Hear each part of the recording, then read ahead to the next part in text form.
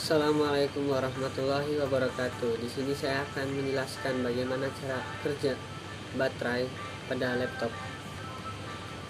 Sebelumnya saya akan jelaskan apa itu sel volta. Sebuah reaksi kimia dapat menghasilkan energi listrik yang berguna bagi manusia. Reaksi ini disebut dengan reaksi elektrokimia.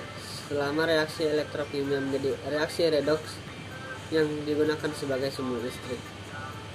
Reaksi elektrokimia sendiri terjadi di dalam sebuah sel yang dinamakan sel elektrokimia.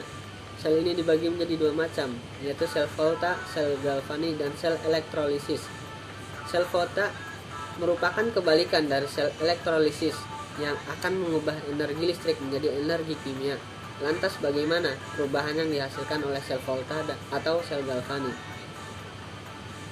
Pengertian dan prinsip sel volta. Sel volta merupakan sumber arus listrik yang pertama kali ditemukan penemunya adalah Volta dan Galvani.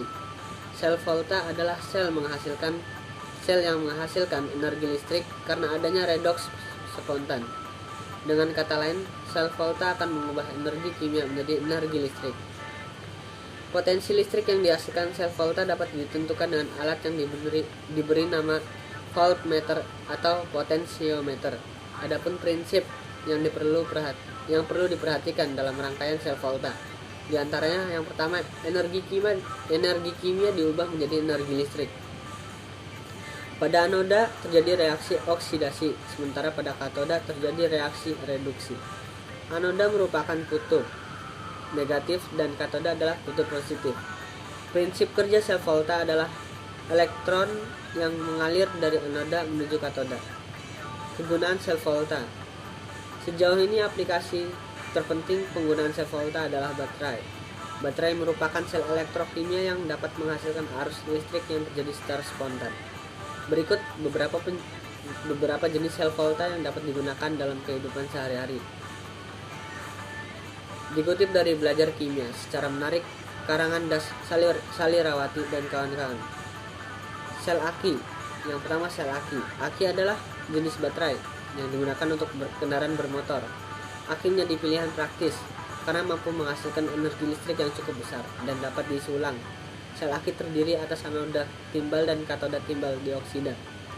Pada katoda terjadi reaksi reduksi, sementara pada anoda terjadi reaksi oksidasi. Yang kedua, sel kering. Baterai kering pertama kali ditemukan Lance yang mendapatkan hak paten atas penemuannya di tahun 1866. Sel kering terdiri atas suatu silinder seng yang berisi campuran batu kawi, salmiakki, karbon, dan sedikit air.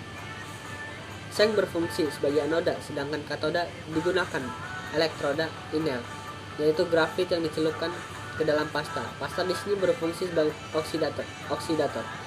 Selain sebagai anoda, seng juga berguna untuk wadah komponen dalam baterai.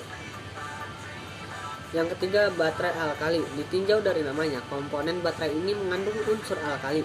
Susunan baterai alkali berbeda dengan baterai kering. Daya baterai alkali juga 2 kali lebih besar daripada baterai kering. Reaksi redoks yang terjadi pada baterai alkali prinsipnya sama dengan baterai kering, yaitu oksidasi logam seng dan reduksi mangan dioksida. Namun, hasil yang terjadi berbeda dikarenakan baterai alkali melibatkan ion hidroksida dari pasta KOH. Contoh penggunaan baterai alkali adalah alat tape recorder dan kamera. Kita lanjut ke tugas cara. Bagaimana cara kerja baterai laptop? Pada saat digunakan bekerja sebagai sel volta, litium akan mengantarkan elektron dari anoda menuju alat yang membutuhkan elektron seperti kapasitor dan prosesor di handphone ataupun laptop, kemudian berakhir di katoda. Sedangkan proton dari katoda masuk menembus separator di antara anoda dan katoda, proses interkalasi. Proses ini berlangsung terus-menerus hingga kapasitas penggunaan baterai habis. Pada saat di-charge, dia bekerja sebagai elektrolisis, sedangkan bila baterai diisi ulang atau recharge, maka elektron akan kembali dari katoda ke anoda melalui alat pengisi ulang dan dengan dibantu arus yang masuk dari charger. Sekian, wassalamualaikum warahmatullahi wabarakatuh.